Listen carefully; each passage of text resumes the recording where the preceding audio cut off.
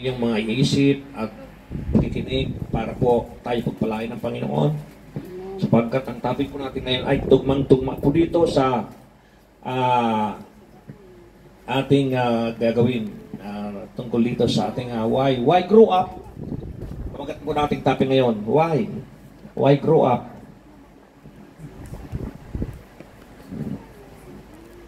Yan, tantang tayo. Pag-aralan po natin ito, why grow up. Sa Ephesians chapter 4, verse 11-16. Sa wikang Tagalog. Pabasahin po natin, bago tayo manalangin. Tumayo tayo lahat, bilang paggalang sa salita ng Diyos, mga kapatid. Hallelujah. Ephesians chapter 4, verse 11-16. Sabi po dito sa wikang Tagalog, at ang iba ay ginawang apostol, ang iba ay propeta, ang iba ay ebanghelista, ang iba ay pastor at guro. Ginawa niya ito upang ihanda sa paglilingkod ang lahat ng hinirang sa ikaunlad ng kanyang iglesia. Sa gayon, tayong lahat ay magkakaisa sa panampalataya at pagkakakilala sa anak ng Diyos at maging ganap ang ating pagkatao ayon sa pagiging ganap ni Kristo. Hindi na tayo matutulad sa mga batang nadadala ng bawat aral parang sasakyang dagat na sinisiklot-siklot ng mga alon at tinatangay ng hangin. Hindi na tayo malilinlang ng mga taong ang hangad ay ibulit tayo sa kamalian. Manapay sa pamamagitan ng pagsasalita ng katotohanan, sa diwa ng mga pag-ibig, magiging ganap tayo kay Kristo na siyang ulo. Sa pamamagitan niya ay nabubuo ang katawan mula sa mga bahaging pinag-ugnay-ugnay ng kasukasuan. At kung maayos na gumaganap ng tungkulin ang bahagi, ang buong katawan ay lalaki at lalakas sa pamamagitan ng pag-ibig. Manalangin tayo, Panginoon, salamat po. Nais ko po ilingin sa iyo, Panginoon, na ipaunawa po sa amin ang mensahe ngayong umagang ito. At lubing unawa na ikaw po ang Diyos itong pagturo sa amin upang maintindihan po ng aking mga kapatiran, makikinig ngayon at maunawa namin lahat sa pangalan ni Jesus. Maraming salamat po. At naniwala kayo, Panginoon, na ikaw po ang Diyos na nakakaalam ng lahat ng bagay sa lahat ng mga pangailangan. Unahin ka po muna namin pakinggan upang tunay nga na maintindihan po namin ang nais mong magawin sa amin. Maraming salamat po. Ito po aming samtalangin. To God be the glory. In Jesus' mighty we pray. Amen. Praise the Lord. Magsipo tayo, mga kapatid. At makinig muna tayo ng gospel ng Panginoon. Hallelujah. At dumilim yata ngayon. Wala palang araw, kaya pala madilim. Mahirapan yung mata ko ngayon magbasa. Okay, so why grow up? Bakit, mga kapatid? Yung iba nag-grow, yung iba naman ay hindi. No? So, pag-aralan po natin yung kapatid, nasabi mo dati sa pinag-aralan, God has a team assigned to bring us to maturity. Ano? Ang Panginoon daw nag-assign, nagbigay ng team. Parang team ba? Yung team ng Philippines patungo sa Paris. Yan, sama-sama sila yung team. At anong laro doon? Gymnastic, basketball, volleyball, ano man ang mga laro yon, sama-sama sila, yan ay team. Pagdating doon, magkakabago naman. Yung team ng mga palakain dito, ito team ng mga janitor dito, yan. Tabanggit ko yun. Hindi ko rin bilanggit yung kanina. Team ng mga gymnastic pala, yan. Ito, ni Yolo, yun. Sikat siya ngayon. Hallelujah, talaga naman. Purihin ang Panginoon sa Pilipinas. At maraming tagahanga sa kanya ngayon. Kaya magiging idol tuloy siya. Baka maging santo na rin yun. So, mga kapatid, why grow up, mga kapatid? Kapag tayo nag-grow sa ating pananampalataya, tayo po ay makikita. Makikita sa ating kilos, makikita sa ating ginagawa, at makikita sa ating ministry. At makikita kung saan tayo pumunta, makikita talaga na makikita, mga kapatid, na sabing sa kapatid kahapon sa akin, meron akong nakita na talagang ang alam ko talaga, nababalitaan ko talaga siya ay talagang parang napakataas ang tingin ko sa kanya, pero hindi ko nakikita sa kanyang pamumuhay. Parang ganun mga kapatid. So parang sa pagkikinig mo lang, nag-grow siya, pero hindi siya nag-grow doon sa kanyang application. No? So kailangan talaga may application. Saan ito una-una ipakikita natin application na ito? Doon sa ating mga mahal sa buhay. Hindi pala ako nakasintro, no? Yan. Doon sa ating mga mahal sa buhay, ay doon natin mauunahin na ipakita ang ating pag-grow sa paglilingkod sa Panginoon. So dito nga kami sa verse 11, may kinawag sa verse 11 na ang iba'y ginawang apostol, ang iba'y propeta, ang iba'y ebanghilista, ang iba'y pastor at guro. Yan. Ay, kumakat yung ilong ko Ano ba yung ibig sabihin nito? Sandali Wala namang kulangot eh. Pero kumakat eh. Puri ng Panginoon dahil kung hindi ito kumakat eh, wala tayong gagawin eh. So kailangan talaga kumati siya. Praise the Lord. Hallelujah. Wala namang tighawak. Oh. So anyway, ito ipasakali lang. Kailangan talaga mga ipasakali ang gawain natin. Tuloy po natin mga kapatid. Yung iba daw ay ginawang pastor at guro at ebanghilista. Ang problema, yung iba, ginawang ibanghilista. Ibang lihis na, hindi na ibang hilista, kundi ibang lihis na. Ito naman, pipindot naman ako sa ilong ko. Iba yata dating nga yung araw na ito, apa? Kaya papasok palang winter. Yun. Next month pala beer. Hindi iinom ng beer kundi September. Pag nagpasok kasi ang beer, ito ay papasok na sa autumn ba yun? Autumn? Ayun. Autumn. So, kaya mga kapatid pakinggan niyo mabuti mga kapatid. Bakit nga ba kailangan natin na ilagyan ang church ng pastor, guro, ano pa yung lima ito eh? Propeta, yan. Tapos, ebanghilista at apostol. Wala na ngayon yung apostol sa propeta. Ginauso kayo yun eh. Ang uso ngayon ay ebanghilista, ang iba'y pastor at guro, at ibang lihis na, at ibang lihista, ibang hilista. Yan. Okay, so, nalilito lang ako dito eh. Pag sinabing ibang lihis na, nalihis na. Hindi na siya ibang hilista. Okay, so, ito yung mga kapatid pagbandayan mabuti Pagka walang guro, talagang hindi tayo lalago. Bakit? Kasi yung guro, yung tuturo. Siya ang teacher. So, yung pastor naman, yan yung nagpipreach. All around yung pastor. Ngayon, kung ang pastor ay gumagawa ng lahat-lahat, nagtatagtag ng karne para sa physical na pagkain nila, nagtatagtag ng gulay, o nagbabalat ng langka, o naghihiwa ng puso, tapos ngayon, magtuturo pa, so parang mahihirapan na. So kailangan, hanggang preaching lang siya, tapos paghanda. So kailangan may mga guro sa church. Ang problema sa church, ayaw sa kanila ng guro. Ayaw sa kanila ng guro. Kaya mga kapatid the apostles and prophets through their writings. Yan ba? Writings. Susulat niya. Ibang evangelist teach us the value of soul winning. Ito pala yung mga evangelist teach us, tinuturoan para mag-soul winning. Diba? Alam niyo na ba yun? Tagal niyo na sa gawain, di ba? Alam niyo na yung pag-soul winning? Ang pag-soul winning ay, yan po ay hindi basta-basta minamadali. Sagasaan ko itong soul winning. Halimbawa kayo ay namiminwit. Namiminwit kayo. Ngayon, inakis yung binwit ngayon. Pag akis yung binwit, ay kinagat ngayon ng isda. So anong gagawin niyo ngayon sa binwit?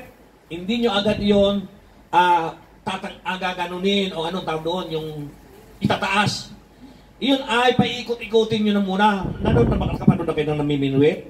Na habang nakakapit yung isda doon sa bibig, yung bibig ng isda sa binwit, pinaiikot-ikot muna ng fisherman. Pinaikot-ikot muna yung kanyang binwit, yung tali. Hanggang sa unti-unting nahihilo na yung isda. Yan. Pag nahilo na yung isda, saka nga yung gaganunin yun. So, madadala na. Kasi kung oras na kinagat yung binwit mo, pag ganun mo kinagat agad ng isda, yung pain mo, yung binwit mo, at ginanon mo agad, hindi mo mahuhuli yun. Matatanggal yun, makakaalis yun, makakatakas yun. Bakit? Kasi malakas pa siya. Malakas pa siya doon sa kanyang physical. Ganon din po sa tao, mga kapatid. Kapag ikaw ay nag-evangelize, huwag mo agad kaliskisan. Ang iba kasi sa atin, pag nadala nila sa church kagad, ilalagay sa batya, kakaliskisan agad. So magwawala ngayon yung tilapia o yung isda. Magwawala. Hindi mo kakatakas. Madulas yun. Madulas yun eh. So mawawala yun. Ganon ang tao, mga kapatid. Kaya tingnan, mga kapatid, yung mga kinaliskisan natin dito. Di ba? Di ba nasaan yung mga kinaliskisan natin? Di ba? 2 times lang, 1 times lang pupunta. Bakit? Kasi kinaliskisan nyo agad. Anong kinaliskis nyo?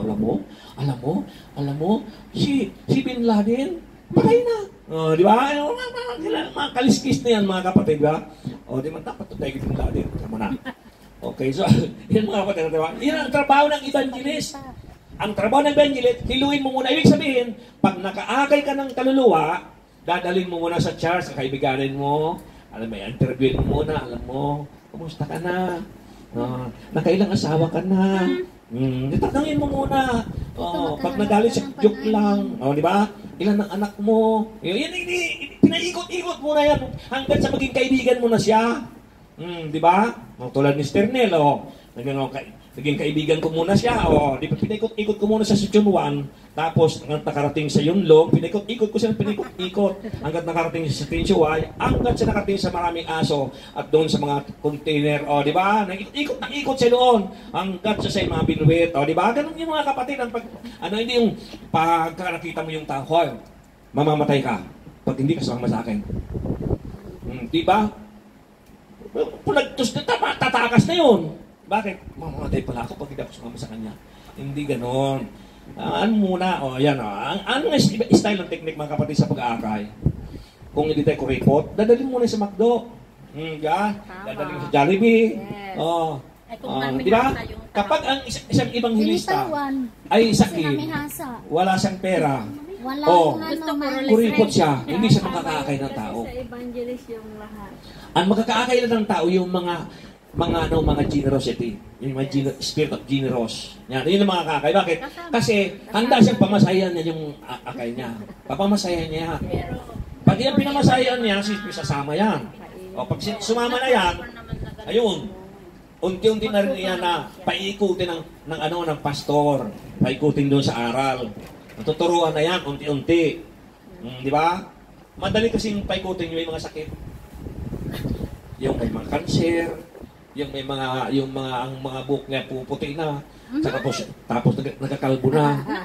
Yung lumalagas ang buhok, yan madaling paikutin yan eh. Madaling maakay yan. Bakit? Kasi mamamatay na siya eh. Malapit na siya mamatay, kaya madali siyang maakay. May mga sakit. Pero yung walang sakit, matigas pa yan, kaya paikutin mo talaga yan. Pwede po tayo magkita muna sa Jordan. Yan. Doon sa sarap ng Kentucky. Doon tayo magkita ka. Kanya ako nung araw, mga kapatid, nung malakas pa ako, lakas pa yung tuhod ko, nako, bago ako pumunta sa church, talagang dami kong dinadaanan muna. Nakakatira sa Colon Park, yan, Sister Marie, nakikita ko doon ko sa kilala Sister Marie, manicurista doon sa Colon Park, di ba? Di ba ba? Kaya mga kapatid, talagang paikutin siya muna. Di ba? Halimbawa, nakilala mo ang Panginoon. Nakilala mo ang Panginoon. Nalaman ngayon ng nanay at tatay mo. Pambira ka naman. Bakit ka naman anak nagpalit ng relihiyon? Ay, hindi naman, Nay. Nay, hindi naman tayo. Hindi naman ako nagpalit ng relihiyon. Nagbabasa lang ako ng Bible. Hindi yung sabihin mo, Nay, tay, mamamatay kayo pag hindi pa kayo umalis dyan sa iyong kinagisnan. Di ba? Nakawala na naman. Binigla mo na naman. Wala isda. Nawala na naman. Ganito yung sabihin mo, Nay, tay, alam mo, Nay, tay, kung ikaw sasama sa akin, makikita mo yung pastor namin. Lagi nagpapatawa yung pastor namin. Tsaka yung makikita mo yung mukha niya, talagang matatawa ka talaga sa kanya. Pagkatapos ng tay, pagkatapos sa service, mayroong dumaan na truck. Meron dumaan ka. Pagkatapos ng service, merong kainan. Di ba tayo? Nay? Tapos unti-unti mo na ngayon. Di ba? Huwag nyo agad kaliskisan mga kapatid. Ang hirap sa atin eh, pagkalaman ng asawa eh. Nag-born again ako. Paano ka naging born again? Unborn again mga kapatid, na marunong siya, nakakaranas siya ng salita ng Diyos at naisa sa buhay niya. Yan mga nagbo-born again kunwari Kristiyano sila, hindi totoo yun. Ipakikita mo talaga na talagang ikaw ay Kristiyano na born again. At ang born again, tumalikod na yon sa kasalanan, tumalikod na yon sa lahat ng kanyang nagawa at kinalimutan niya na yon. Yun ang born again mga kapatid. Hindi basta-basta mabanggitin yung Kristiyano sa born again eh. Pag nalaman ko na ang tao isang born again, kailangan ko muna siyang saliksik, isuriin. Tingnan ko kung born again nga ba talaga ito. Tingnan natin kung talagang ano ito. Ganun muna. Susuriin mo muna. Parang magsuri din yun sa nangangaral sa salita ng Diyos. Paano kayo tinuturo nito? Ngayon, parang mo siya susuriin, kukuha ka ng Biblia, susundan mo ngayon siya. Yan. Ngayon, kung hindi ka naman born again, paano mo ngayon masusuri siya? Ang bulag ay hindi pwedeng mag-akay sa kapwa-bulag. Pareho silang mahuhulog sa ukay. Saan ka man nakita na bulag, tapos sinakay yung kapwa-bulag? Di nahulog siyang pareho. Diba? So, kailangan talaga hindi bulag. Diba? Yan yung mga dapat natin gawin. Evangelists teach us the value of soul winning. Pastors and teachers keep believers strong in faith. So, mga pastors at mga teachers, yan ay lagi lang keep believers strong in faith. Laging kailangan ituturuan sila, paalalaan lagi sila. Alam mga kapatid, hindi ka nagtataka ngayon na papalapit na ang ng Panginoon, ang warning niya. Diba? Ang dami nang hindi niniwala sa salita ng Diyos. Di ba napansin yun? Dami nagagalit na. Dami nagagalit. Kailan lang yun? Isang araw eh. Nag-comment lang ako doon sa isang post ng kapatiran. Nagalit sa akin. Yung isang tinamaan. Wala mang binanggit ang pangalan. Sabi ko naman, may purpose ang Panginoon kung bakit tayo nangihina, nagbabackslide. May purpose ang Panginoon. Bigla lang tumilaok yung pagsagutan sa akin. Hindi pa naliwanagan ko siya. Sabi ko, alam mo, senior citizen ka na, hindi ka pa lumalago. Sabi kaya, tumigil na lang siya. Kasi senior citizen ka na, hindi ka lumalago. Anong klaseng Kristiyano ka? Kung senior citizen ka na tapos, hindi ka man lang lumalago. Tapos ngayon, sasagot ka doon sa ng pastor.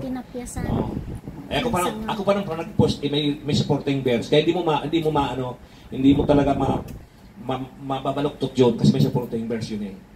Okay, tingnan mga kapatid ha. So, ang pastor sa teachers, paano itong mga teachers? Nananalangin nga ako na magkaroon tayo ng teachers dito eh. Kaso lang paano tayo magkakaroon ng teachers?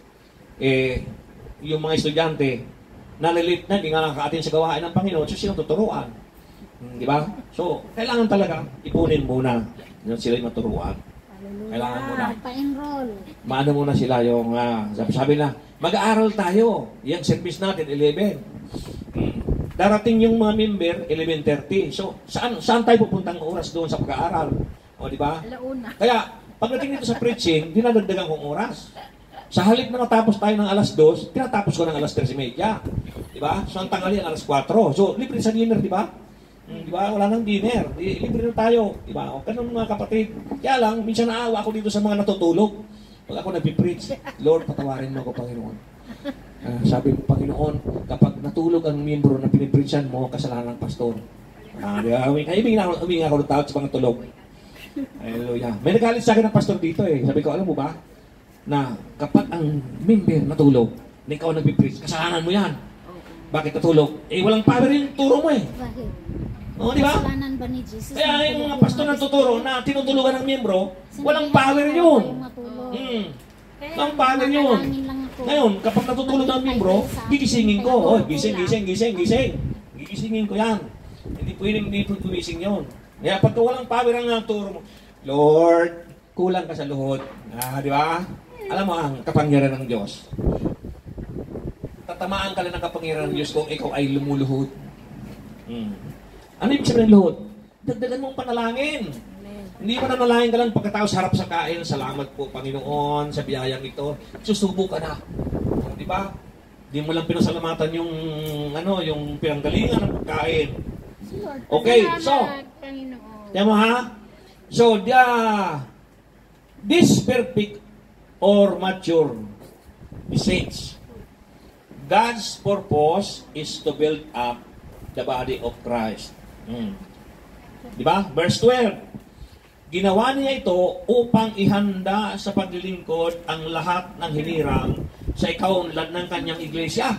Ano? Sabi ni Pablo, mga kapatid, ginawa niya ang 5 ito upang ihanda sa paglilingkod ang kanyang iglesia, ang ikaunlad ng kanyang iglesia. So, sino may gawa niya, mga kapatid? Si Lord. May purpose ang Panginoon kung bakit niya ginawa ang 5 ito. Mamili ka na yan. Anong gusto mo? Gusto mo maging apostol? Gusto maging evangelist? Propeta? Pastors? Or teachers? Available ang teachers. Di ba? Di ba? Ang taas ang sweldo ng mga teacher ngayon eh. Di ba? Biro mo yan ha? Teacher 1, 27,000. Teacher 2, 29,000. Teacher 3, 33,000. Teacher. Ginawa ni Sani Angara yun, mga kapatid. Tinaasan niya. Mga tao. Yung mga teacher. Kaya ang sipang ng teacher ngayon. Alam mo, kung ikaw teacher na nakikinig ngayon, alam mo, Yung mas mataas. gagaling ka magturo. Pero Huwag kang tumingin sa pera. yung Unahin mo si Lord. Sabihin mo, Lord, turuan mo ako, Panginoon, ang mga estudyante ko ay matuto. Diba? Tapos yung mga Ay, teacher. kailangan matuto ang estudyante mo. Diba? Ang problema, ang teacher naman, paano matututo ang estudyante niya? Siya nga hindi natututo eh. Diba? Kailangan talaga, kung ikaw ang teacher, kailangan turuan mo muna ang sarili mo. Amen. Di ba? Magtuturo ka. Tulad, ba ako, pastor ako, tapos tuturuan ko yung mga member ko. Pagkatapos ngayon, hindi ko memorize yung John 3:16. Di ba? Memorize ko naman, John 3:17. Kaya kapatid, talagang kailangan talaga lagi tayo nag-aaral. Number 1, who is to do the work of the ministry. Sino raw ang gagawa ng ministry ito? Sino raw? Sabi sa verse 12, mga kapatid, ulitin ko naman ang verse 12, ginawa niya ito upang ihanda sa paglilingkod ang lahat ng hinirang, ang lahat pala ng hinirang sa ikaunlad ng kanyang iglesia. Ba? Yan. Sino daw gagawa? So, the saints are to do the work of the ministry. Saints, sino mga saints? Siyempre yung mga nasa loob ng church, yun ang mga saints. Saints are those who have been born again. Yan mga kapatid. Yung born again daw ang kailangan makagawa dito. Talaga naman totoo eh. Tanya mo yung mga hindi born again, hindi magawa yung tungkulin nila. Diba? Pansinin mo yung mga tao na hindi pa born again. Takot sila lumapit sa sa gawain. Takot sila. Bakit susunog na sila eh. Pansin mo nga, ang mga unbeliever, hindi lumalapit sa gawain ng Panginoon yan. Lalo yung gawain ng Panginoon, pag totoo yung turo mo, di ka malalapitan nila. Bakit? Kasi papasok pa lang siya, apoy na nakikita nila. Kapangyarihan na yun. Kaya doon mo mapansin mga kapatid, na papalapit, na paunti ng paunti yung papalapit sa Panginoon. Paunti ng paunti. Pero siguradong maliligtas mga kapatid ang kaunti. Maliligtas. Meron tayong proof yan eh. Diba? Si Noah, naligtas. Pamilya niya lang. Diba? Si Lot, naligtas. Pamilya niya lang. Ang Diyos ang man, maliligtas. Pamilya lang. Wala nag-email. Isigurado ito mo ito. Amen. Amen. Di pa siya, Lord, di pa siya sigurado, Lord. Amen. Siguraduhin mo po, Lord, na maligtas sila, ha? Yan, di ba? Kaya, mga kapatid, huwag kayong mag-doubt kasi. Huwag kayong mag-doubt kasi ang buhay nyo, bawat hininga mo eh. Ako, at tuwing hininga ko, naalala ko lang ng Panginoon eh. Pag ako nagkamali ng hinga ko, nakahiga ako, dalawang unan ko, nakahiga ko. At biglang nasamil ko ang laway ko. Bigla akong parang mamamatay na hindi makahinga. Tatakbo ako, baba ako sa kama ko, kukuha ako ng tubig, iinom ako. Pero alam mo, naalala ko agad si Lord. Lord, salamat sa buhay, ibigay mo sa akin. Di mo pa ako tinuluyan. Di ba? Kasi anytime talaga pwede tayo kunin ng Diyos, mga kapatid. Sa isang kisap mata. Oh, di ba? Isang saglit lang yan, pwedeng lagutin ng Diyos yung hininga ng tao. Kaya wala tayong dapat malaki mga kapatid. Pag wala na tayo. Hallelujah. Diba? All believers are to do the work of the ministry. All believers, hindi unbelievers. Ngayon, kung talagang believers ka, tutulong ka sa ministry. All believers are to do the work of ministry. Tutulong ka sa ministry kung believers ka talaga. Hindi yung panampasiksi mo lang yun sa labas. Paano-ano ka lang, papasyal-pasyal. Pag nagkasakit, Panginoon, may sakit na naman ako. Sabi naman ng Panginoon, ano kaya yung sagot ng Panginoon? Sabi nga ng Biblia lumayo ka, hindi kita kilala. Diba? Pero pag walang sakit, lakwat siya. Pag may sakit, lalapit sa Panginoon. Diba? Ganun ang mga believers na iba. Hindi lahat, iba. Yung ibang believers. Kaya paano siya magawa? All believers are to do the work of the ministry. Paano niya magagawa ngayon yung kanyang gawain na sabi ng Panginoon, all believers sabi dito. So paano magagawa ngayon ang ministry mo? Kung ikaw ay nagbubulak-bulang. Diba? Kabila'y magtalim. Kabila'y magtalim. Hebrew 4:12, ang salita ng Diyos ay parang tama ang magkabiling-talim. Kasagasahan ka talaga niyan. Wala yung iniilagan niyan. Sabi nga ng isang kaibigan ko, palagay ko, sir, kung residente ka lang dito, hindi mo magagawa yung mga preaching mo ito. Bakit naman? Kasi baka iwanan ka ng mga miyembro mo, wala ka ng miyembro, residente ka pa naman. Sabi ko, hindi. Residente ako sa hindi. Sasabihin ko ang pinasasabi ng Diyos sa akin. Amen. Bakit? Kasi, kaya ako, sabi sa akin, dapat business, may nagsabi nga sa akin, mind your own business, sabi sa akin. Business ito. Pero, ang aking business ay to tell the truth.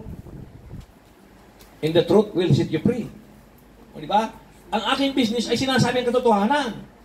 Hindi yung nagko-compromise. Hindi ko yata makukuha yung aking kahilingan sa kanya kapag hindi ko sinabi sa kanya katotohanan. Kasi masasaktan siya Di ba? Amen. So, paano ka ngayon magagamit ang Panginoon? Nang sabi tayo, all believers are to do the work of the ministry. Most churches reverse the divine plan. Pastors do the work of the ministry. Ba?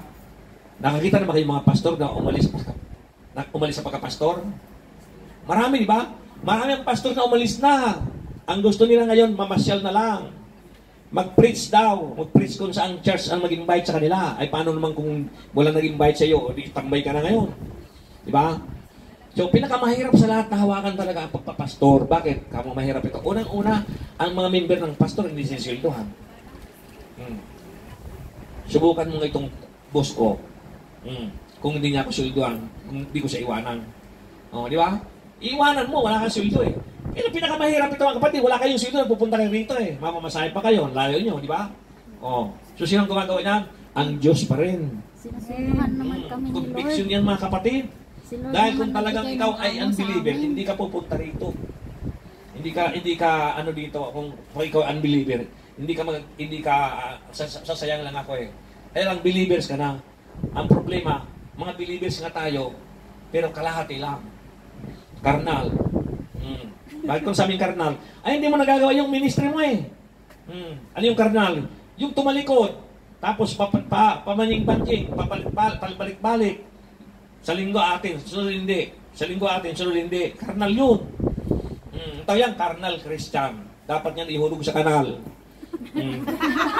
Hallelujah. Ay, pasalamat kayo. Yung kanal yan sa papuntang Lapusan, ang ganda-ganda Di ba? Ang ganda ng pinaganda ng kalsada. Ang daming kanal dyan. Ako nga unang nahulog dyan biro mo, nakabisiklita ako, nakakarbata ako, Amerikana. Ating gabi, alas 11, galing ako sa church. Church namin sa Wansay pa noon. Butit, pauwi Babayk ako, Amerikana. Punta pa lang. Punong-puno yung bahay ko ng pagkain dahil ang dami talagang pagkain ng araw. Sayang naman, itatapon mo yun. Dala ko dito sa bahay. Dahil may rep naman dito, tapos marami kong aso. Dito, totoong aso hindi tao. Totoong aso. So, pinakakain ko sila ng mga daladada ko. Ako ang unang nahulog yan sa kanal. Oh, di ba? Kaya kailangan talaga kahit pastor ka, mahulog ka sa kanal. Kasi pag hindi ka nahulog sa kanal, hindi ka titino. Maniwala ka sa akin. Kaya sabi ng pastor ka pa. Kaya nahulog ako sa kanal. Tumingin ako mga kapatid. Kaya sabi ng Panginoon, okay, mula ngayon, ituro mo ng katotohanan. Hindi ngayon, hindi ka na. Pero hindi ko may papangako sa iyo na ang member mo dadamihan ko. Ibigyan kita ng member na kilala mo lang. Para maturuan mo sila. Amen. At tuwing gigising ka, naalala mo lagi yung kanilang mga mukha. Oh, kasi ang member ko noon, ang dami. Hindi ko na alam kung makalimutan ko na eh. Oh, hindi ko na alam yung mga mukhaan nila. Hindi na, pag nakita ko sa Facebook, doon ko lang, ay, member ko yata ito ah. Puti ng buhok niya. Pero hindi man lang sila lumago. Pero may lumago naman. Hindi naman lahat. Kaya praise the Lord mga kapatid. Alam mo, ang trabaho natin sa ministry ay number 1 na ginto ang tawag sa Panginoon. Talagang ina-appreciate ng Diyos ang ating trabaho. Amen. Pansinin mo, huwag mo gawin yung ministry mo. Tingnan mo kung di wala ka consequences. Lunes pa lang eh. Linggo ng gabi pa lang, pag-uwi mo eh. Tinamaan ka na kagad ng kidlat. Bakit? Nagkawag-laglagan mga tinidor, yung mga kutsara, sa labis yung amo mo, sa mga loob, tingin mo sa kanya, parang kordapya, tawag mo sa kanya. O bakit? Pagmira, galing ako sa Diyo pa. Bakit di man lang inaayon nilinis dito, di man lang tinatanggal itong mga dumi na ito sa kusina? O di ba, daldal ka ng daldal? Bakit kasi hindi ka nag-church? O, alam ko yung mga kapatid, naranasan ko yan, bago ko ipangaral yan, alam ko yan. O, di ba? Kaya huwag ka nang magtago-tago dyan kapag wala ka sa church. Pag hindi ka nag-church, sigurado ako, pagbalik mo gabi doon sa bahay mo, tandaan mo yan. Tatago mo naman yan, magre-release ka na naman ngayon, pero lilinisin mo na muna yung mga kalat. I'm very happy today because I finished my day off. Diba? Plastic. Kailangan tayo maulog ka sa kanal. Yan ang dapat sa karnal, mga kapatid. Bakit? Kasi ayaw na ayaw ng Diyos sa pabayaan ng ministry mo eh. Tinawag ka na nga ng Diyos, ang gusto ng Diyos, gawin mo ang ministry mo. Hindi yung biro mo, lahat ng blessing binibigay niya sa'yo. Pamilya mo, pinaganda ng Diyos. Dinala ka sa Hong Kong. Diba? Biro mo yan, wala kang alam sa Yat Samsei. Pagbibilan, 1 to 10. Pinatayo ka doon sa TESDA. Nakapagsalita ka ng Yat Samsei ng Chinese. So, diba? Di ba blessing yun? Diba? Pinapunta ka sa POA nanginginig ka tuon mo dahil sa POA baka bumagsak ka. Pagdating mo sa POA, sige, magsalita ka nga ng Chinese. Ano sinabi mo? Di ba? Blessing yung mga kapatid, nakapagsalita ng Chinese. Lihoma.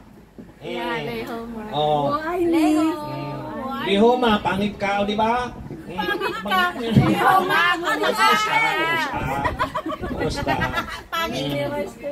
di ba? Yung sasabihin mo, hindi ka nag-church. Ang sinabi mo, aayatin kita. Di ba? Ang sinabi mo yun. Ilocano yun di ba? Bakit? Hindi ka nag-church eh. Tinatanong ka sa POA, sabihin mo Chinese. Sabihin mo Chinese, ang I love you. Aayatin kita. Di ba? Bakit hindi ka nag-church eh? Lehoma. Kaya, tuntulahan yung mga kapatid ng Panginoon kapag tayo nag-church. Sabi ito mga kapatid. Meron ka sigurong ayatin na Ilocano. Natuto ka. Alam niya, ayatin kita. Saints come to listen and critic sermons. Diba? Yung mga saints daw, kailangan nangikinig doon sa mga critic sermons. Itong ginagawa natin critic sermons ito, mga kapatid. May kasamang discipline.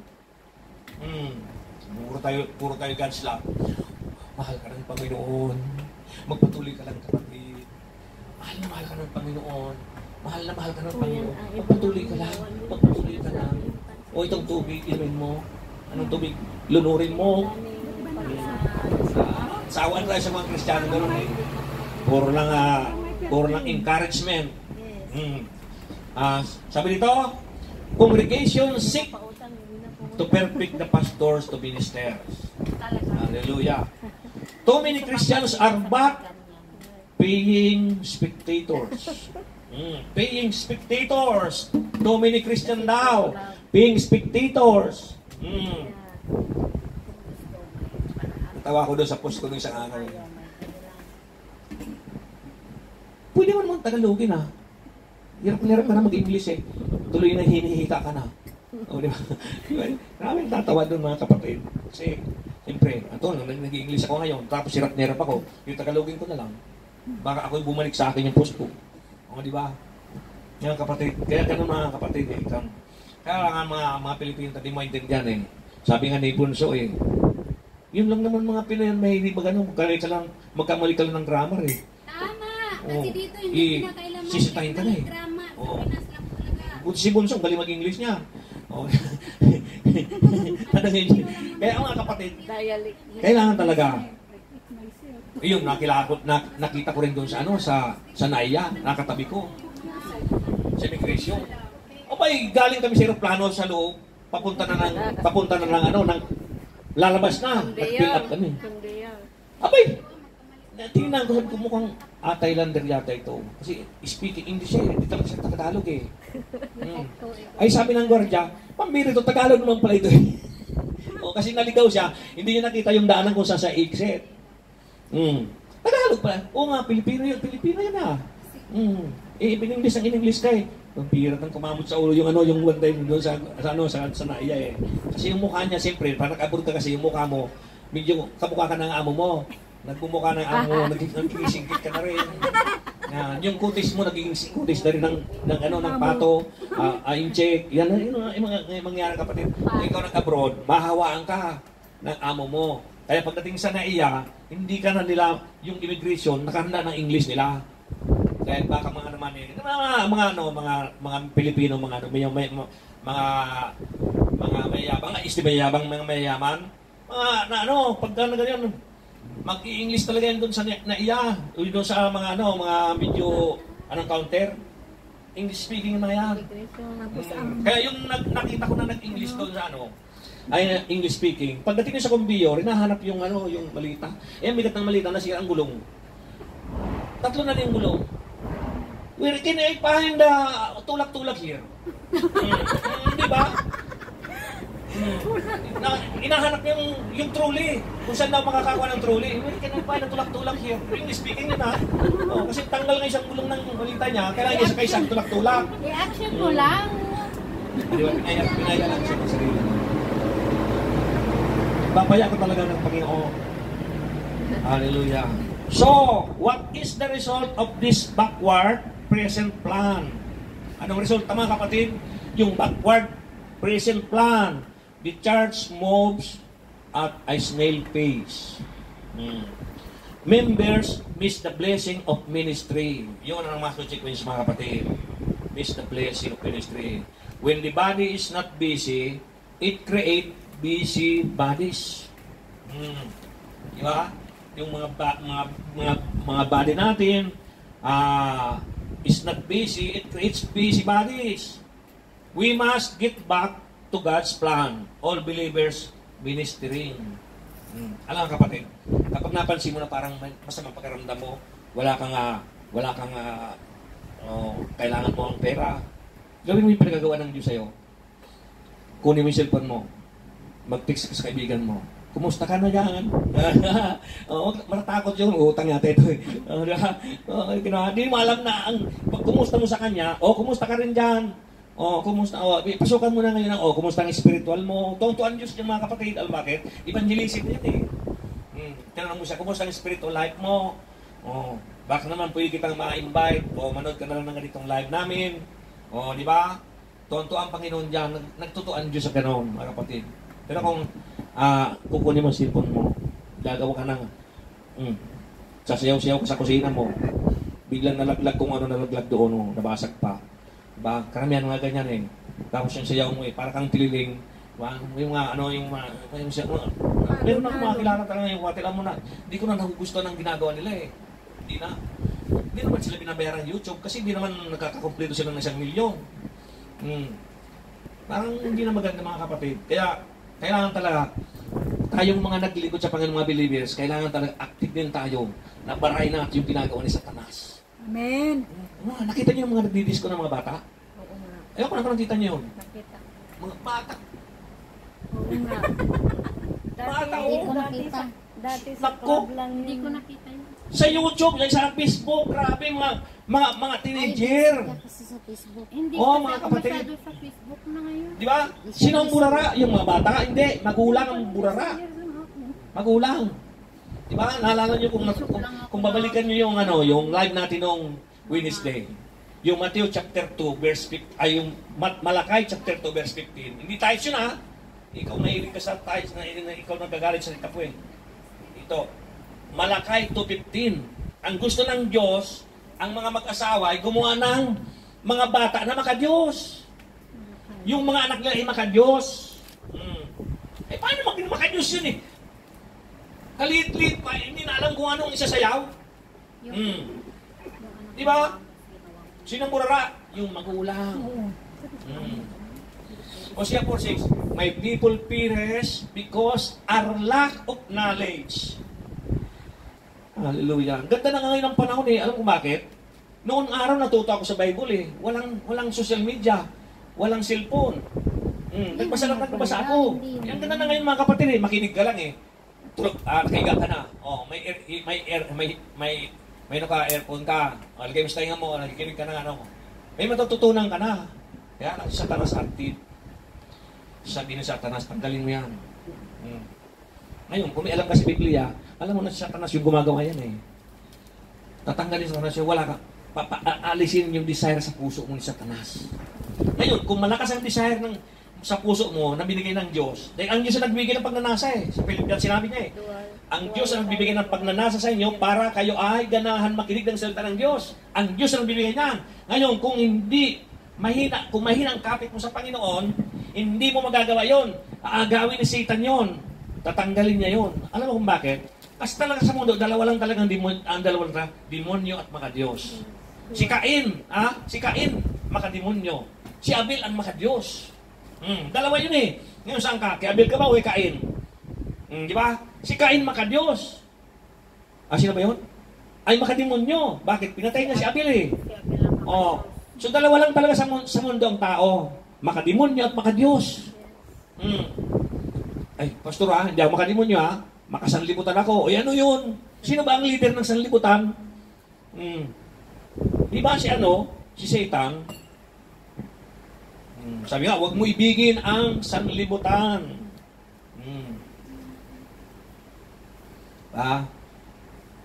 Meron ka ng cellphone, bibili ka ulit. Di ba? Sanlibutan yun. Meron ka ng make-up set, bibili ka ulit. Kaya ang dala ng laman ng bag mo, 3 make-up set. Wala na yung Bible na lalagyan, wala na space. Nga kapatid, di ba? Kaya makasanlibutan yung ganun. Pero kapag ikaw ay laging nasa Panginoon, sasabihin ng Panginoon, sige, ibibigay ko ang mga kailangan mo. Diba? Yes. Hallelujah. So, sabi dito mga kapatid, sa ating binabasa ngayon, we must get back to God's plan, all believers ministry. Number 2, what is the work of the ministry? What is the work of the ministry? Verse 12 ulit mga kapatid. Ginawa niya ito upang ihanda sa paglilingkod ang lahat ng mga hinirang sa ikaw ang lahat ng kanyang iglesia. Sabi dito, the ministry is anything that builds up the body of Christ. Yan mga kapatid. To edify is to build up. To edify is to build up. Ano yun? What is the work of the ministry? What are you doing to edify believers? Anong ginagawa mo para ma-edify mo ang believers? The ministry is caring for the afflicted, comforting the sick and sorrowing. Yan yung mga ministry ng kapatid natin. Basahin natin ang kapatid, 1 Thessalonians 5:11, 14. 1 Thessalonians 5:11, 14. Sabi dito, sa 11 to 14. Dahil dito, Patuloy kayong magpaalalahanan at magtulungan tulad ng ginagawa ninyo ngayon. Hanggang 14 pala ito. Basahin natin ha. Sabi dito sa verse 12, ipinamamanhik namin mga kapatid na igalang ninyo ang mga nagpapagal para sa inyo, ang mga pinili ng Diyos upang mamahala at magturo sa inyo. Pag-ukulan ninyo sila ng lubos na paggalang at pag-ibig dahil sa kanilang gawain. Magsama-sama kayong mapayapa. Ipinakikiusap namin, mga kapatid, na inyong paalalahanan ang mga tamad. Pasiglahin ang may hinang loob at kalingain ang mga walang kaya. Pagtiyagaan ninyo silang lahat. Diba? Ang sabi, pagtiyagaan daw. Kaya yung mga kapatid natin na takot sa multo, pagtiyagaan nyo. Encourage nyo. O kapatid, huwag ka na matakot. Talagang may multo nga naman. Diba? Yan ang sabi niya, ang liwanag na sinabi ni Paul, mga kapatid. Dito sa ating binasa, na comforting the sick and sorrowing. Diba? Maliwanag, mga kapatid. Patuloy kayong magpaalalahanan at magtulungan tulad ng ginagawa ninyo ngayon. Magtulungan, sabi nila. Yeah. Paano naman, pastor? Wala akong pera, hindi ako matulungan. Kaya alis na lang ako, pastor, kasi wala akong pera hindi ako matulungan. Di ba? Diba? Ibang ano yun? Ibang dahilan na yun. Magpipray tayo ngayon, ang Diyos ay gagawa ng way. Kaya may kanta si Don Moen. God will make a way where there seems to be no way. Diba? He works in ways we cannot see. Ano, gusto niyo tuloy? Samahan loob niyo kasi. Okay, so pagkita yung kapatid tingnan niyo ang sabi dito, ipinamamanhik namin, mga kapatid, na igalang ninyo ang mga nagpapagal para sa inyo. Kaya pansinin mo, mga kapatid, yung mga believers na walang galang, yung walang galang doon sa mga namumuno at nagtuturo, hindi lumalago. Tingnan mo, anong advice si Pablo?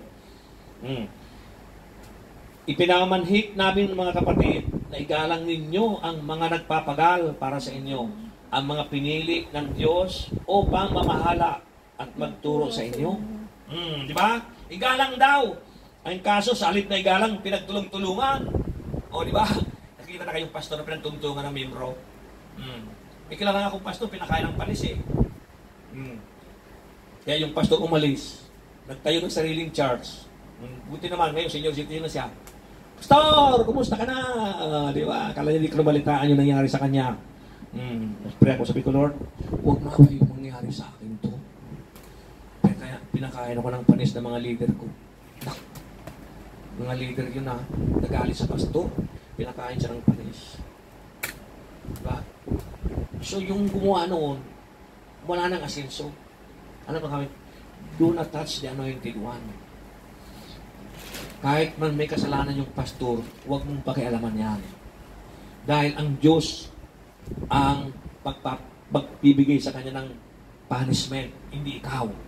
Kaya, do not touch. Sabing ganon. Kaya sabi ito, igalang nyo. Kaya pansin nga, kapatid, yung mga rebelde ng mga Kristiyano, yung mga grasshopper. Diba? Hindi sila maasinso. Tapos sabi nila ang bihira doon sa pinanggalingan ko, ibang magaling ang pastor doon Pero time member ng gano'n Si Pastor Arman, walang sinabi ito sa kanya. Sabi naman ng isang member bakit nandito ka? Di ba? Ngayon mga gano'n i-compare. Nagkakaroon siya ng comparison. Ngayon, pag nagkaroon siya ng comparison, hindi na siya lalago. Bakit? Kasi nagkakaroon na siya ng comparison. Hinahanap-hanap niya yung dating turo ng isang pastor. Pero minsan lang nagalit siya doon. Kaya ganun mga kapatid, sabi nito, igalang nyo, sabi nila, ang namamahala sa inyo. Pag-ukulan ninyo sila ng lubos na pagalang. Biro mo yan. Grabe, ano ni Pablo, ni Paul? Pag-ukulan. Ano ibig sabihin pag-ukulan? Ibig sabihin, paghandaan at talagang alibaw, may pera ka, Kailangan na nakabukod ang pira mong yun.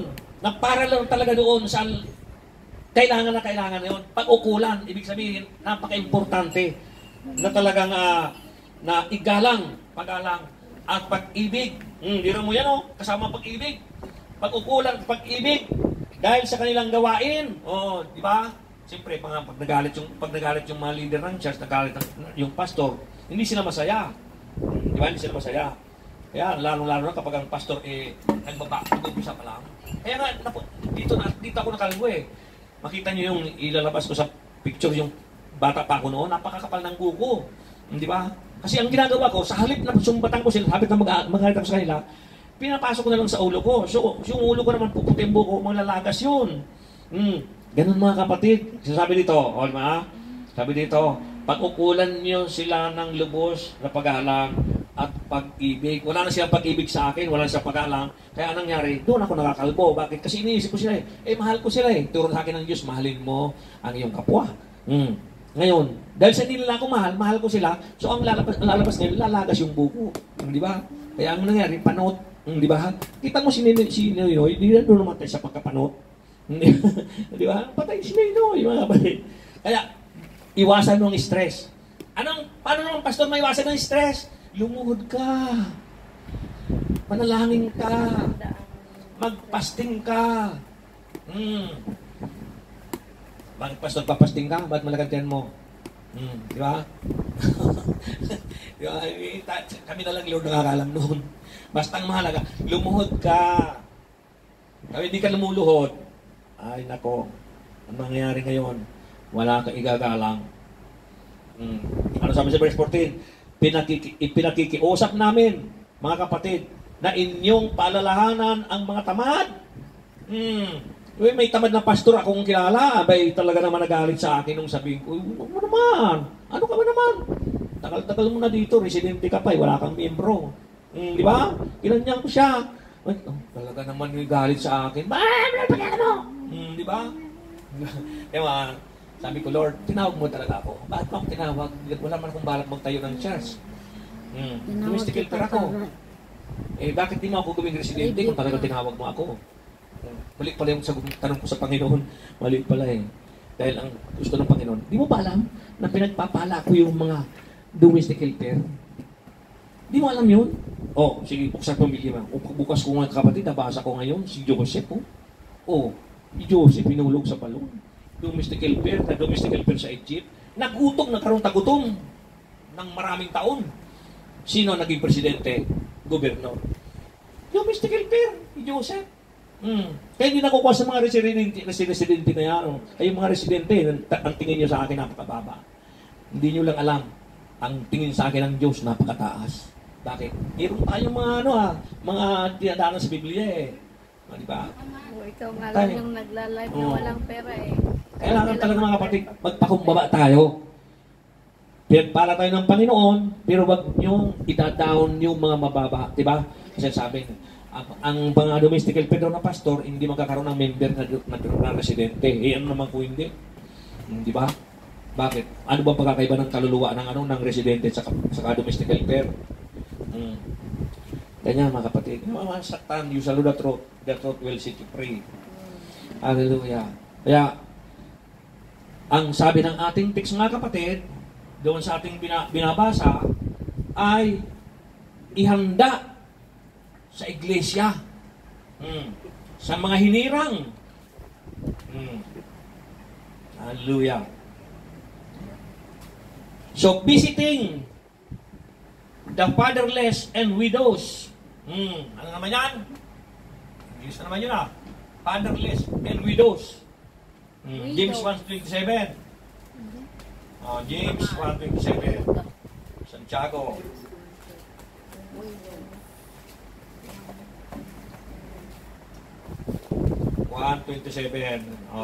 Verse 27, sabi ko, ganito ang pagkareliyoso mo. Pagkareliyoso. Ano yung ba? Ganito ang pagkareliyoso na pinamarapat at kinalulugdan ng ating Diyos at Ama.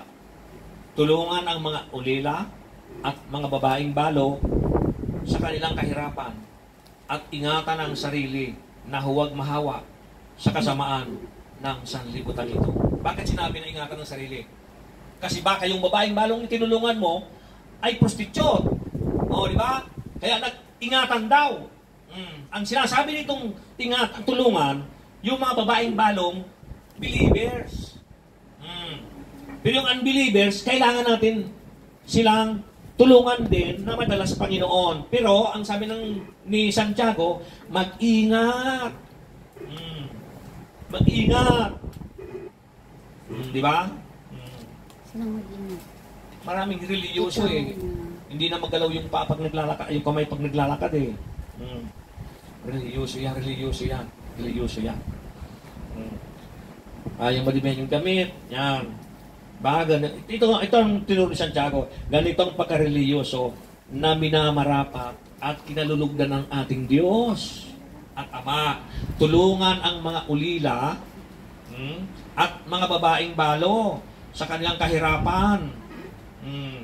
At ingatan ang sarili na huwag mahawa sa kasamaan ng sanlibutan ito. Eh ako ulila na ako eh. Wala na akong kapatid, wala na akong nanay, wala na rin akong tatay. Pero akong tumutulong. Hindi akong tinutulungan. Diba? Umuyak sa probinsya sa Pilipinas eh. Ako ang tumutulong sa kanila. Bakit? Kasi pinagpapala yung tumutulong eh. Diba? Kaya tayong mga pinagpapala, tayong meron, magpasalamat tayo sa Panginoon. Dahil pinagpala tayo, baliktarin mo ka siya. Ikaw ang wala. Di ba? Kunwari, ikaw ang wala. Di ba? Alin mas gusto mo? Yung meron ka o yung wala? Di ba? Yung meron, siyempre. Kaya kailangan tulungan mo yung mga ulila at yung mga wala. Di ba? Yan ang mga kapatid. Yan ang gusto ni Santiago na aral dito sa Biblia. Na tulungan yung mga taong yung mga minarapat, tulungan yung mga ulila at mga babaeng balo sa kanilang kahirapan. Ba't kaya binanggit yung lalaking balo? Ano? Tataka ko dito sa Biblia, mga kapatid. Ang binabanggit lang dito, babaeng balo. Walang binabanggit ang lalaking balo. Hallelujah. So, yan ang totoong religyoso, mga kapatid. Yan ang totoong religyoso. Hallelujah. So, ano na mga kapatid tayo to? Visiting the fatherless and widows. The ministry is caring for physical needs of believers. Ang ministry daw is caring for physical needs of believers. Di ba? Ministry, mga kapatid, tulungan din natin kung anong kailangan ng mga believers. Unahin mo natin believers dito. Paul distributing to the necessity of saints. Romans 12:13. Sabi natin kapatid, Romans 12:13. Chapter 12, verse 13. Ang sabi dito, sa 13, tumulong kayo sa pangailangan ng mga kapatid. Ibukas ninyong lagi ang inyong pinto sa mga taga-ibang lugar. Diba? Pag nagawa mo na ito, naging ka na. Pero kapag may pupunta sa bahay mo, pagkatapos ngayon nasisilip mo pa lang, mangungutang na naman, isa namang pinto mo, ay hindi ka pabulagin. Tataguan mo yung nangangailangan eh. Diba? Mangungutang na naman yung nagbabayad yan eh. Di, kapag ang nangungutang siya hindi nagbabayad, pag-pray mo, Lord, itong tao na ito, Panginoon, inong pinapautang ko, hindi nagbabayad, aking isinasangguni sa iyo. Ikaw ang gagawa ng way. Gagawa ang Panginoon ng way, mga kapatid. Bakit? Pinag-pray mo siya eh. Hindi yung nasilip mo, mangungutang na naman, bigla mo siya ng pinto. Hindi mo ba alam na si Jesus yun, kakatok siya. Makikisali sa pagkain. Yan ang gustong-gusto ng Diyos, mga kapatid. Kumakatok si Jesus, pintuan. Kung di rin gininuwa ng aking tinig, buksan ako, kasama ko siyang kakain. Blessing niyo, mga kapatid. Bitter to give than to receive. Biblical yung mga kapatid. Bitter to give than to receive. Yan ang Biblia talaga, ang biblical talaga. Naranasan ko yung mga kapatid. The more na ako'y nagbibigay, the more na ang sweldo ko ay talagang ginagamit ko talaga sa tama at inibigay ko talaga sa mga nangangailangan o kamag-anak ko nangangailangan. Talagang bumabalik sa akin. Nagugulat na lang ako sa sarili ko eh. Bakit bumabalik sa akin. Wah, bakit bumalik sa akin pera? Hindi man bumalik sa akin, magugulat na ako. Yung sister wife pa nag-tick sa akin. So, na yung problema natin. Hallelujah. 3,000 kailangan ng anak mo. Project ito. 3,000 lang pala. Sige, padala ko na lang. Ay, wag na padala. Solve na. Sabi gano'n. Tapos kagabi naman, nag-tick na naman yung anak ko na bunso, yung nag-aaral ng dentistry. Kailangan niya ng isang persona na kailangan maging pasyente niya. Dahil training na siya, sa clinical na siya. Kailangan ang persona na yun ay isang tao, pupunutin ang 2 ngipin, tapos linisin at gagawaan siya ng postiso. Libre lahat. Papamasahe niya papunta doon sa school niya, papakainin niya, at pasyente niya ngayon eh. So, gastos ko na naman yun. Dahil libre lahat, project niyan eh. So, napakahirap noon yung, Pastor Mare, pwede pang pumayag ka na. Pero pupunutin yung 2 ngipin. Papayag mo, ang hirap ng gano'n, di ba? O, so kailangan talaga, hanap ka talaga na may sirang ngipin na 2. Dahil yun ang sinabi ng school eh. Sabi ng anak ko, pari naman ako, isa lang naman ang, sabi ko, anak, alam mo kung nandyan lang ako? Ako na mismo, pangit ang ngipin ko sa baba, kaya nagpabunot ko talaga ito. Hindi, isa sa taas, isa sa baba. Diba? Pupunutin yun, tapos siyang gagawa mismo ng postiso. Sa school nila, hindi pwede sa bahay namin dahil wala siyang lisensya eh. Baka may mangyari dun sa customer niya, ay sa pasyente, makukulong siya. So sa school, sagot ka school yun. So gastos namin naman yun. Sabi ko, paano yan? Anak, gastos na naman natin yan. Bye. 9 p.m. kagabi. Ang prayer na naman. Meron ako pasyente. Sino? Si tita. Yung bunsong kapatid ng asawa ko. Pumayag. Bunutin ngipin. May kalawang daw sa ngipin niya eh. Sige, bunutin mo na yun. Gamitin mo na yung pliers eh. Pambira. Di ba? Ganun kapatid, pag may kailangan ng pamilya mo, mag-pray ka lang. Amen. Talaga sigurado ako, gagawa ng ang Panginoon. Yung iba. Sigurado lang. Diskarte. Depende yan sa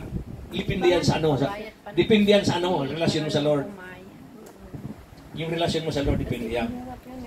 Kapag ang relasyon mo sa Lord, kalugod-lugod sa Kanya, instant lagi ang tulong ng Diyos, mga kapatid. Kaya mga nanonood sa live stream, instant yun. Kahit di kayo nakakapagsimba, maging tapat lang kayo dyan sa amin ang naririnig nyo, instant yung kasagutan ng Panginoon sa inyo. May karamdaman ka, pagagaling ka ng Panginoon. May cancer ka, si Lord nagbigay ng cancer eh. Siya rin magpapagaling. Di ba? Lahat ng bagay galing sa Panginoon. Lahat ng bagay din pagagalingin ng Panginoon. Depende yan sa'yo. Kung talagang gusto mong gumaling. Hallelujah. Di ba, ang kapatid? Ministering to the poor saints in Jerusalem. Di ba?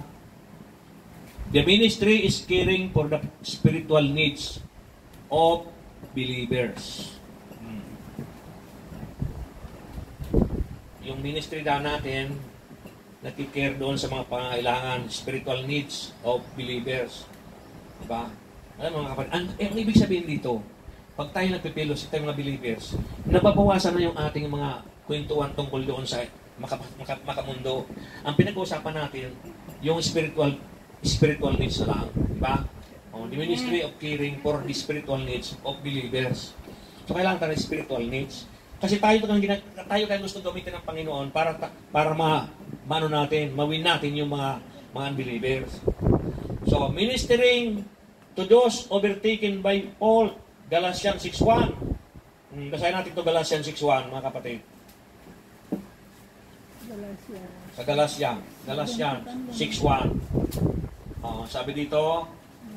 Sabi niya sa Galatians 6:1, mga kapatid, kung may mahulog sa pagkakasala, kayong pinapatnubayan ng Espiritu ang magtuwid sa Kanya. Gawin ninyo ito ng buong hinahon at mag-ingat kayo. Baka kayo naman ang matukso. Di ba? Ano sabi ni Pablo? Pag may mahulog daw sa tukso o sa pagkakasala. Iba naman kasi. Ang iba naman sa atin, hindi lahat ang iba sa atin, nahulog na nga sa tukso ng kapatiran niya, pinagtawanan pa. Nadapa na nga, sa halip na ibangon, pinagtawanan pa. Ayaw ng ganun mga kapatid ng Diyos. Ayun sabi Pablo. 6:1. Mga kapatid, kung may mahulog sa pagkakasala, kayong pinapatnubayan ng Espiritu ang magtuwid sa Kanya. Doon mo malaman ngayon kung talagang Espiritu ng Diyos yung patnubay niya. Tutulungan siya. Gawin ninyo ito ng buong inahon at mag-ingat kayo, baka kayo naman ang matukso. Di ba napansin nyo isa kapatid natin, di ba? Biglang sumakit yung kanyang tiyan. Di ba ang ginawa ko? Inakit ko sa taas. Di ba? Pinagtulong-tulungan natin na ipag-pray at gamutin. Ano nakit sa taas? Bagan mga kapatid. Hindi yung tayo yung nakatingala sa Panginoon. Lord, pagalingin mo po siya. Hindi yung pagtawanan. Yan ang ibig sabihin ng kapatid. Nahulog sa pagkakasala. Kasi yung mga yung mga hindi pinapatnubayan, ay hirap yan mga kapatid. Hindi ka makakaakay niyan. Hindi ka makakapag-pray sa Kanya. Kaya pansinin mga kapatid, kapag may problema ang tao, pag pinag-pray ng may problema rin, hindi rin nagiging answer prayer. Kailangan talaga, maghanap kayo ng talagang mag-pray talaga ng totoong prayer sa kanila.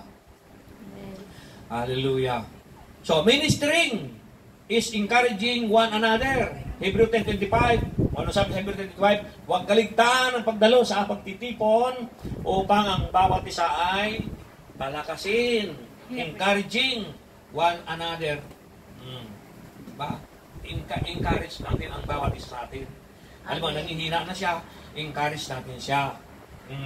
Gusto niyo pumunta sa ibang church, encourage natin siya na mag-ingat. At kung doon talaga siya, doon na siya. Pero mag-ingat kamo. Diba? Palalahanan. Hindi yung sasabihin lalo itong mga kultong church. Sabi ko, di ka na maliligtas, nagpunta ka dyan. Di ba? Mga kulto yan, mga kapatid. Alam niyo na yan.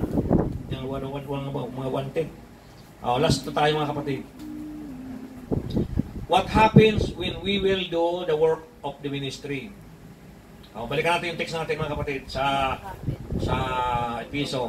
Sabi sa verse 13 to 16, ang sabi dito, sa gayon tayong lahat ay magkakaisa sa panampalataya at pagkakakilala sa anak ng Diyos at magiging ganap ang ating pagkatao ayon sa pagiging ganap ni Kristo.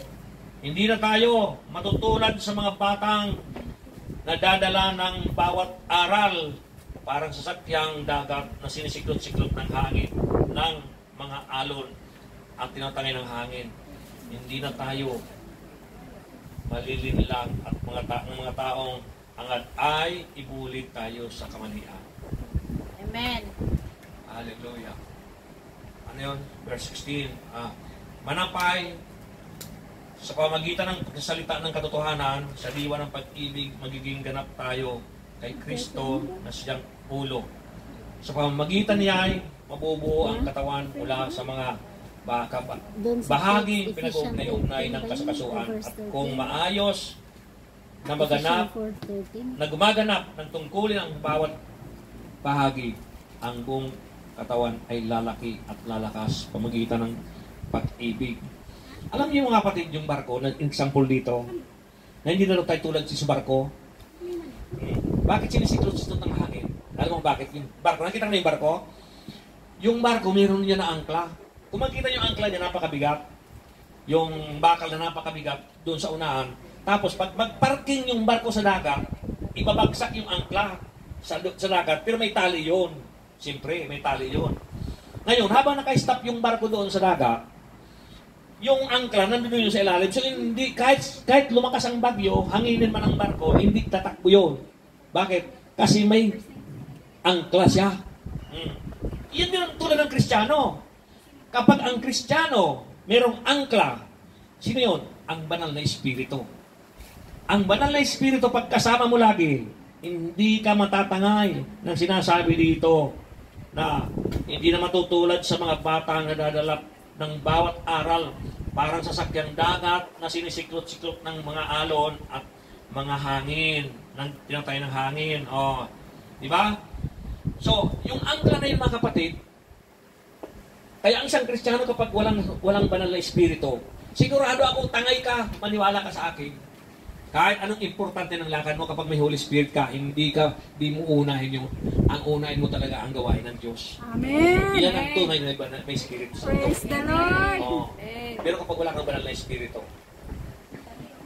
ano lang, sabihin lang sa'yo, ano tayo doon naman tayo sa press na pagkain. Saka na yan. Meron naman, linggo-linggo may service Saka na yan. Wala kang Holy Spirit, alam bakit? Kasi ang Holy Spirit hindi konsentidor. Di ba? Siya, unahin mo. Kahit anong importante ng lakad mo, unahin mo ang Diyos. Bakit? Kasi God is in control. Di ba? God is in control. Meron nga akong kamit noon, minsan napaka-importante ng meeting ko. Sabi ko, importante ito na gagawin ko para sa church ito Tsaka na lang yan. Di siya galit. Bakit? Kasi pinag-pray ko yun Ay, bakit? Holy Spirit ang kasama ko So, ganun ang barko, mga kapatid. Oras na may angka ang barko. Hindi yan tatakbo. Maniwala ka, hindi yan mawawala. Kahit nahanginin pa yan, kahit anong bagyong lakas niyan, hindi yan maalis sa kanyang kinalalagyan. Bakit? Kasi mayroon siyang angkla. Kaya? Kaya mga nanonood, gutom na ba kayo? Yung mga member ko dito nakatingala na yung iba sa langit. Bingin na pagkain. Diba?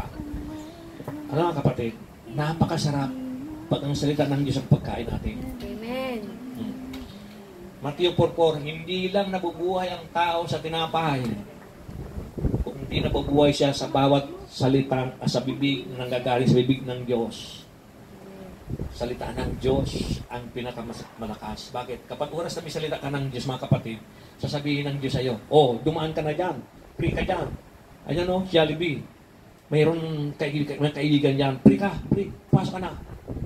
Bakit? Kasi inuuna mo silod di ba? Pumasok ka sa Jollibee, di mo alam ang tao doon maglilibre sa'yo. Ganun ang imala ni Lord, mga kapatid. Ayala kayo, mga kapatid, totoo yan sinasabi ko. Ang Diyos mismo gagawa ng way. Kaya sabi, God will make a way. God will make a way, mga kapatid. Kung ano man ang suliran mo, ano ang problema mo, magtiwala ka lang sa Diyos. Totoo ang gagawin ng Diyos sa iyo, mga kapatid. Sigurado ako, totoo ang Diyos. Meron kang cancer, meron kang problema, meron kang sakit. Di pa panahon para ikaw ay mag-stay sa bahay. Pagagaling ka ng Panginoon. Hindi ka nag-alala. Senior citizen ka na, hindi ka naglingkod sa Panginoon, mamumroblema ka talaga. Dahil pagdating ng araw, hindi ka na mag-uubad ng damit mo. Gusto mong pumunta doon sa Baklaran. Dinala ka nang nagtutulak ng trolley mo doon sa Caloocan. O di ba? Sama ng loob mo.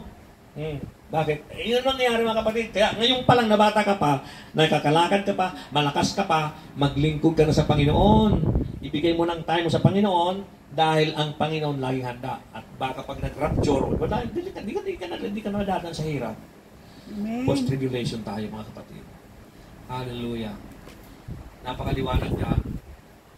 Yun ang sagot, mga kapatid. The church is unified. Verse 13. Believers become Christ-like. Di ba? Yung verse 13. Believers becomes Christ-like. Sa gayon, tayong lahat ay magkakaisa at sa pananampalataya at pagkakakilala sa anak ng Diyos at magiging ganap ang ating pagkatao ayon sa pagiging ganap ni Kristo. Biro mo yan, magiging ganap pala tayo ayon sa pagganap ni Kristo. Christian become solid in faith, in doctrine. Kailangan solido ang faith mo daw sa verse 14. At alam mo ang doktrina ng church mo. Hindi na tayo matutulad sa mga batang nadadala ng hangin. Yun, doktrin niyo, mga kapatid. Kaya alam mo yung doktrin mo. Ano kaya sinasabi ni Pastor na na doktrin? Yung angkla siguro. Yun na ngayon. May angkla ka ng Holy Spirit. Parang yan ang doktrin mo Isama mo lang natin Holy Spirit, hindi ka Hallelujah. So, love, sabi ito, the church grows in known for fellowship and love. Verse 16. Sabi sa verse 16, mga kapatid, sabi natin mga kapatid, sa pamamagitan niya ay nabubuo ang katawan mula sa mga bahaging pinag-ugnay-ugnay ng kasukasuan at kung maayos na gumaganap ng tungkulin ang bawat bahagi, ang buong katawan ay lalakas at sa pamamagitan ng pag-ibig. Hallelujah. Praise the Lord. Conclusion. Tapos tayo mga kapatid. Conclusion. Hindi. Let us return to God's plan for His church. Amen. Let us return to God's plan for His church. Let leaders perfect, mature. The saints to serve. A ministering church will reach its community for Christ. Tumayo tayong lahat, mga kapatid, tayo manalangin.